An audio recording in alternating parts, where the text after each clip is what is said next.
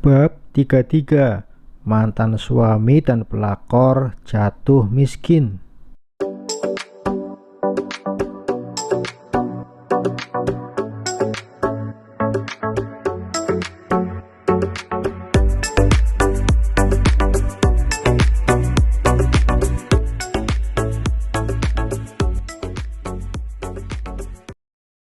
Maaf Ra, kalau kapan-kapan aku ngajak kamu jalan, apa nanti ada yang marah? Tanya Awang. Pertanyaan yang tentu saja butuh keberanian besar untuk dia ucapkan.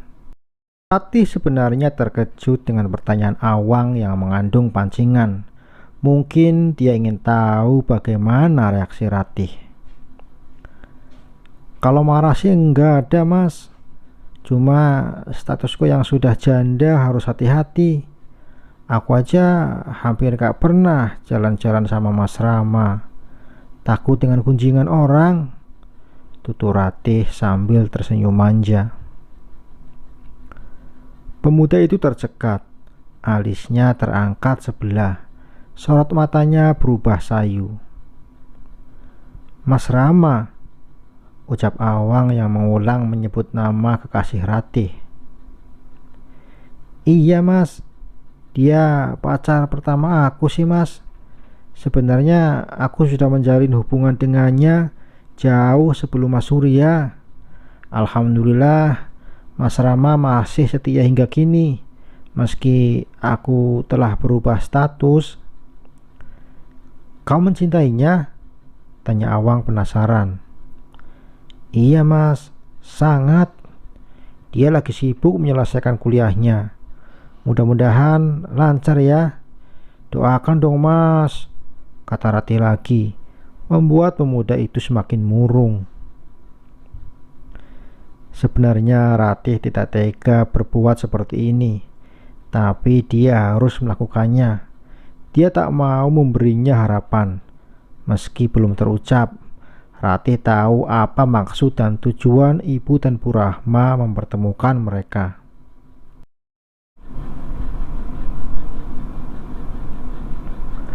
Ra, sudah selesai ngobrolnya.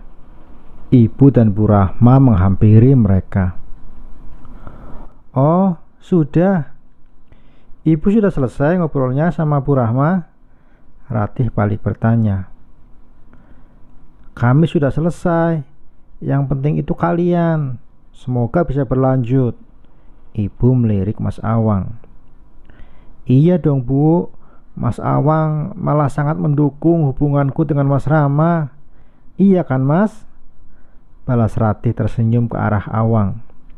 Awang ikut tersenyum, tapi senyum yang dipaksakan. Ibu dan Rahma saling tatap, tatapan kecewa. Kami pulang dulu ya Bu, kata Ratih menyalam tangan Bu Rahma. Tadi kamu ngomong apa sih? Ketus ibunya Ratih begitu mobil mulai berjalan meninggalkan rumah makan milik Awang. Ratih tersenyum, berusaha mengumpulkan keberanian dan segenap alasan untuk mendinginkan amarah yang sedang membakar ibunya.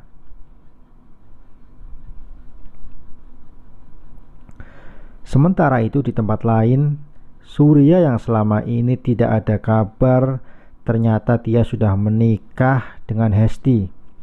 Uang sisa hasil penjualan semua aset orang tuanya dia gunakan untuk membebaskan Hesti dari penjara. Mereka tinggal di sebuah kamar kos kecil yang ada di belakang terminal. Kedua orang tuanya dia titipkan ke panti jompo. Terpaksa dia lakukan karena memang dia sudah tidak punya apa-apa lagi. Hari ini Surya sedang bingung.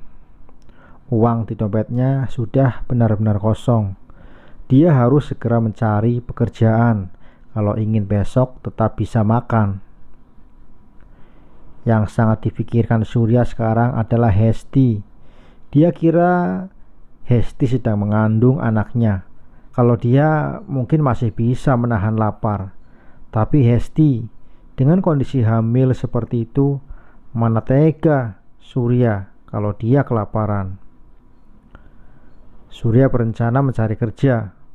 Kalau uang sudah terkumpul, dia ingin pindah ke rumah yang lebih besar, menikahi Hesti secara resmi, menggelar pesta sederhana, dan tentu saja menjemput orang tuanya di panti jompo. "Mas," ucap Hesti sambil menghampiri Surya yang sedang melamun sambil tiduran di ranjang. "Iya sayang," sahut Surya sambil menyuruh Hesti untuk merebahkan diri di sampingnya. "Kamu apa nggak bosan hidup begini-begini terus? Sudah hampir 3 bulan loh," kata Hesti dengan nada jenuh. "Bosan sih, tapi bagaimana lagi? Sabar ya." "Katanya Mas Surya mau nyari kerja. Aku bosan tinggal di kamar sempit begini, Mas. Coba bayangin kalau anak kita lahir nanti. Mau ditaruh di mana dia coba?" Rengeknya mulai lagi. Entah sudah berapa kali Hesti mengeluh. Kadang Surya bosan juga mendengar keluhannya. Tapi mengingat dia sedang mengandung anaknya, terpaksa dia menahan emosinya. "Mas, kok diam saja sih?" rengek Hesti lagi. "Sabar sayang, Mas janji sebelum anak kita lahir kita sudah akan pindah dari sini. Memangnya berapa bulan lagi? Kok aku perhatikan masih rata saja ini?" tanya Surya seraya meraba lembut perut Hesti. "Perut aku kan memang kecil, jadi kalau hamil pun nggak akan kelihatan. Nanti kalau usia 5 bulan hamilnya baru kelihatan," dalih Hesti ketus. "Begitu ya? Maaf, Mas banyak pikiran, jadi nggak bisa fokus sayang. Tapi kamu jangan ikutan banyak mikir ya, kasihan bayi kita nanti." "Iya Mas, makanya buruan cari duit dong. Aku stres kalau begini terus. Kalau stres nanti bayinya bisa keguguran." "Sabar ya sayang, yang penting kita masih bisa makan. Itu aja dulu. Oh iya, nanti kalau Mas kerja, kamu gak takut ditinggal sendirian di rumah?" "Ini bukan rumah Mas, ini kamar sempit, sumpek. Kenapa harus takut? Di luar itu juga kamar kos semua." "Oke, tapi janji ya, jangan pernah memasukkan siapapun ke dalam kamar." "Iya, lagian siapa juga yang mau masuk ke dalam kamar sempit seperti ini?" "Hes, kamu itu cantik, cantik banget malah. Tubuhmu itu seksi, apalagi pantatmu, Hes. Pokoknya kamu harus kunci pintu dari dalam. Jangan buka meski siapapun yang mengetuk." "Iya Mas, tapi Mas juga harus janji bawa uang yang banyak." "Baik sayang." Hesti tersenyum. Bibirnya yang merah merkah begitu ranum. Bibir itulah yang selalu membuat Surya selalu tak bisa melupakan wajah Hesti.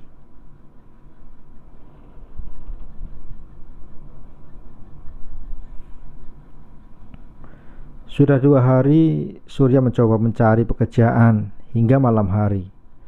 Namun hingga malam ini tidak juga dia menemukan suatu pekerjaan yang pas. Hanya ada pekerjaan kasar dan mengandung risiko besar dan harus dilakukan malam hari. Surya tak terbiasa dengan pekerjaan malam seperti itu. "Gimana? Masih nolak juga dengan kerjaan yang aku tawarkan?" tanya Otong menepuk punggung Surya. Otong adalah bos besar yang menguasai daerah terminal. Sebagai sahabat, Otong sering memberikan uang kepada Surya yang memang sedang kesusahan. Aku nggak mau, Tong. Resikonya besar banget. Takut ketangkap. Tolak Surya halus. Lalu kau mau kerja apa? Kalau sama aku kerjaan yang ada ya cuma itu. Tapi kalau kamu mau ada cara gampang dapat duit tanpa kamu kerja, mau nggak? Kata Otong sambil menyeringai. Apa itu? Pekerjaan apa? Tanya Surya penasaran.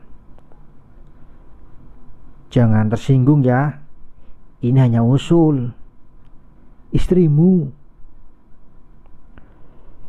Kenapa istriku? 1 jam 1 juta. Kamu mau? Bangsat kau. Kau pikir istriku wanita apaan? Teriak Surya emosi. Otong hanya terkekeh. Sakit hati Surya mendengar tawaran Otong. Suami mana yang mengizinkan istrinya untuk menjual diri? Kalaupun ada, dia berarti suami bejat. Udahlah Sur, terima sajalah. Gak malu apa makan dari belas kasihan orang terus? Sindir Otong setelah tawanya mereda.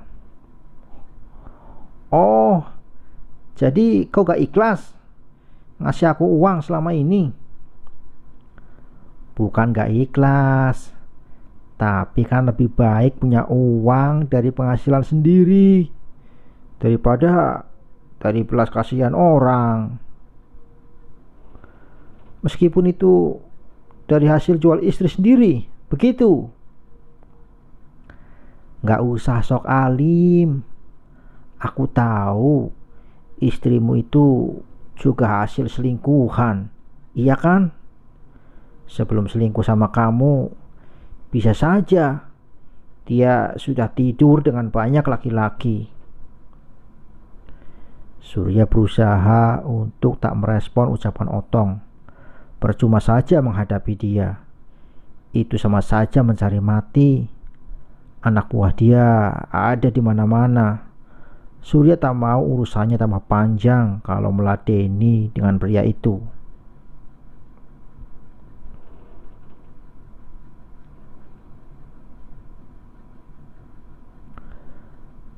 Mas, kamu dari mana saja? Pulangnya kok malam banget? Tanya Hesti. Raut mukanya nampak khawatir melihat suaminya yang baru pulang hingga larut malam. Surya hanya terdiam. Dia nampak menikmati wajah cantik istrinya dan bau harum tubuhnya. Sepertinya istrinya baru saja mandi. Wangi sampo tercium jelas dari rambutnya yang basah. Surya merasakan ada yang beda malam ini. Tak biasanya Hesti mandi keramas malam-malam, kecuali setiap mereka habis bercinta saja. Aku lagi usaha nyari kerja sayang, makanya pulangnya kemalaman.